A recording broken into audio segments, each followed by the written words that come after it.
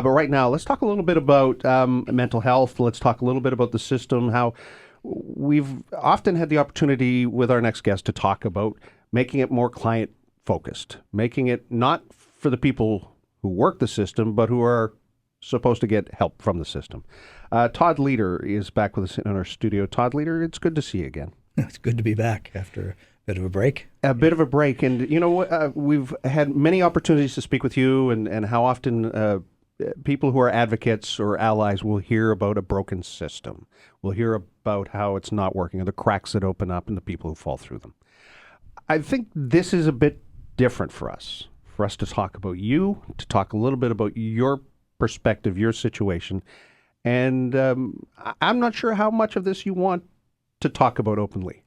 These are tough conversations. Yeah. Well, I had an unfortunate experience during 2017-18 that changed my life in a lot of ways, and it all stemmed from a medication I was on. So you want to hear some of the story? Well, that's the thing. First of all, if you are in a position where perhaps your mental health is a concern for you, there are people out there. There are resources. I don't want anyone to think that there aren't. The mental health crisis line. There are websites, and clearly, I just want to say that absolutely, for and emergency departments as well, and the emergency departments. Absolutely. So Todd, what was going on? Well, I have a pretty severe case of restless legs syndrome, which sounds like an odd way to open up a conversation about mental health. It does. But the primary primary treatment for that is a medication called pramipexole. Pramipexole is what we call a dopamine agonist, which means it boosts the availability of dopamine in the brain. And that particular medication, because of the way it works on dopamine, is known, and I didn't know this when I started taking it, but it's known to cause a few particular psychological impacts. One is disinhibition. And so for anyone who doesn't know that word, our inhibitions are the things that keep us from doing inappropriate things.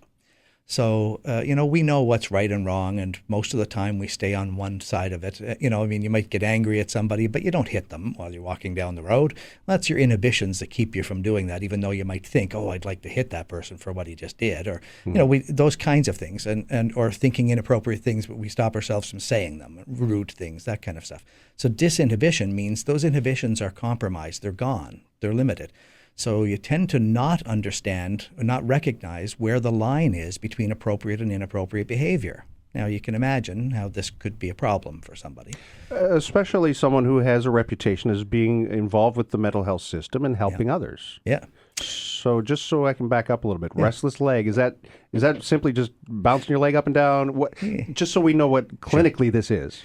Restless leg syndrome it's a syndrome that involves, it's kind of like a neurological kind of effect where the nerves in the legs are hyperactive, particularly when you lie down to sleep.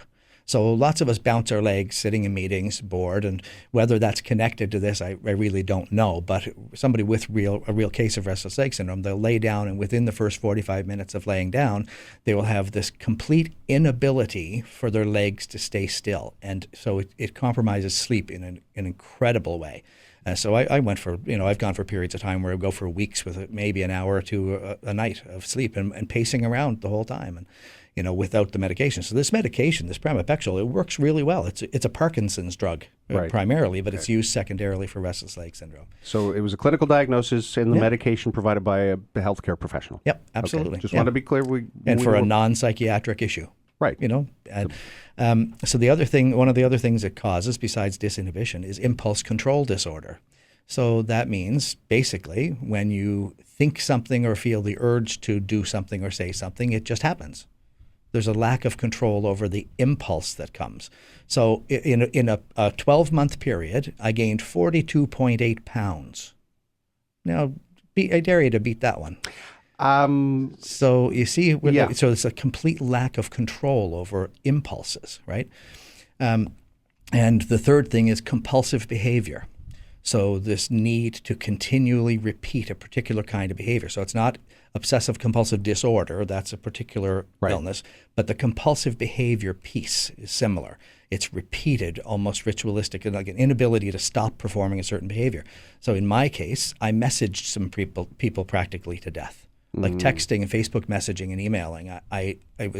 It was incredible, the frequency, the amount, to the point that one person actually talked to police about whether there was a harassment charge involved, potentially. And this was somebody who I was a very close friend with, her and her family. And, Right. but still the behavior became so extreme that it was, I can't imagine how anybody would be able to tolerate it. That's the thing, right? And so there are all kinds of other stuff I'll get into in a second. But Yeah, Todd Leader is here with us, and Todd is talking with us about his personal journey and medication-induced illness. And we talk about perhaps the side effects. Where you say they're known but not widely discussed. Your doctor, your pharmacist didn't say, "Hey, by the way, this may cause Right. you to act in ways that others might perceive as being either inappropriate or completely out of character." Right. This was never mentioned to me by anybody, and I'm not attacking those people. No. It was just, but coincidentally, not coincidentally, but this particular drug, the manufacturers of this particular drug, have been taken to court because of these effects and have lost several lawsuits over it. Now, that's not a path I'm interested in going down, Right. but I'm interested in making sure people are aware of these kinds of things, because I've kind of come up with some lessons out of all of this because of the how hard this was and how many lives this affected. There's some practical stuff that I'll get into in a minute. Yeah, Todd Leader's here with us. And again, it is a caution for our listeners. And I'll be blunt. Todd is explaining this by presenting this to us. Is this in any way trying, in some ways, to justify or excuse behavior? Oh, I wish it was that simple, but no. It's just, for me, it's just this came upon me in a way that I had no way to know it was happening. So my wife started noticing.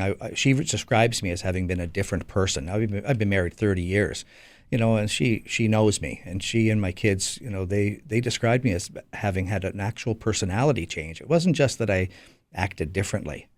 Everything about the way I thought and spoke and behaved was completely different. And, I'm normally a fairly, rational, controlled kind of person. And I wasn't. I just wasn't. My moods, my thoughts, just inappropriate behaviors, inappropriate communication. Two of the key themes that this medication tends to cause in terms of the strange behavior, the compulsive stuff, and the disinhibition, the two most common are related to money and sex. So my humor got more inappropriate, more sexually inappropriate, like with people, and so and offensive in some cases. So as an example, I'm assuming this is connected anyway, but I spoke at a conference in Ontario. And this was an important conference for me to speak at because it was a provincial organization. It was kind of a chance to influence the Ontario system for child and adolescent mental health. And a couple of weeks after the conference, I got an email from the CEO of the organization that hired me. And she said, "We've got the results of the evaluations the participants did after all the talks."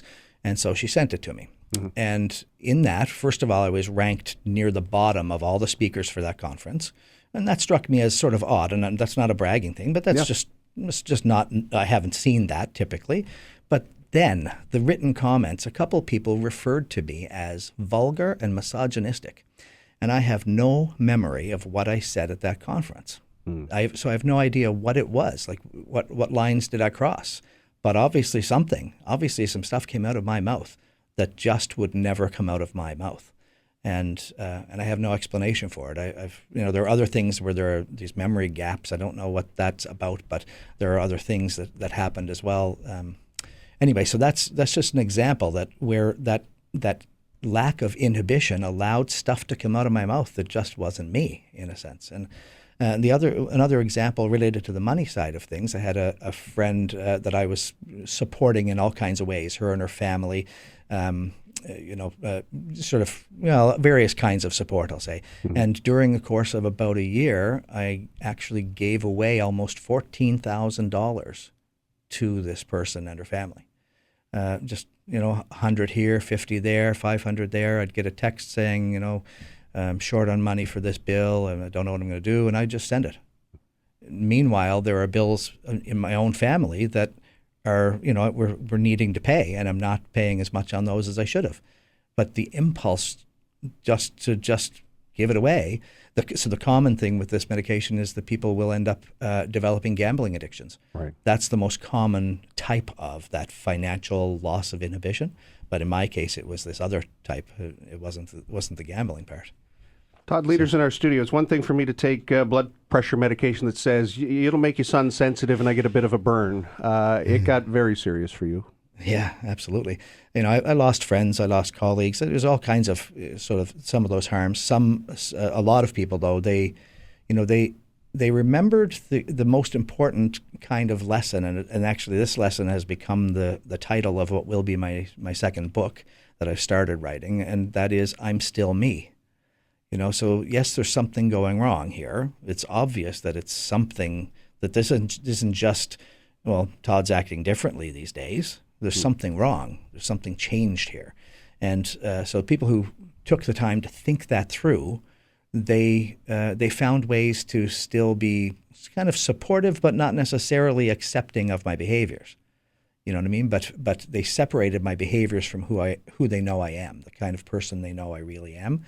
And they recognize that I'm still the same person, but there's something wrong, and we need to try and help to find that. So yeah, it was a challenge, through this time for sure. And meanwhile, I'm trying to, I'm speaking at conferences, obviously sometimes not successfully. I was on your show once or twice during that time, and we were speaking earlier, and you talked about some differences you sensed in me during that time, and the weirdest part about this particular thing is that, and this is where one of the key lessons comes in for me, is that when affected by something like this, the person who's on that medication that's causing something like disinhibition is unable to know that they're having that problem.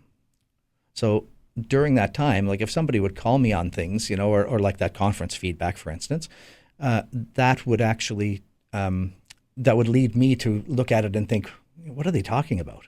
Like, there's no way I did anything wrong. Like what I said or what I did, I couldn't see it as wrong because I wasn't able to see where that line was anymore between appropriate and inappropriate. And so it caused me to just generally sort of out of control somehow with things I said and did. And just sort of generally inappropriate, rude, more angry than usual. One friend I actually, we were supposed to meet up for coffee one time because this person was going away for a while and wanted to just catch up for a few minutes before she left. And this was a friend I had known for several years, and she didn't show up. And so my messaging to her after the fact was angry, like intolerant of that. Like, how could you do this to me? It's very strange. And much of this messaging that I did to people, I can't even look back at it. I haven't gotten to that point yet. So there's some parts of the book I can't write yet because I'm not, just haven't reached that point of comfort to be able to look back at things I actually said to people. Some I have, but some I haven't. So. Todd Leader's in our studio, and medication-induced illness. We're talking about mental health.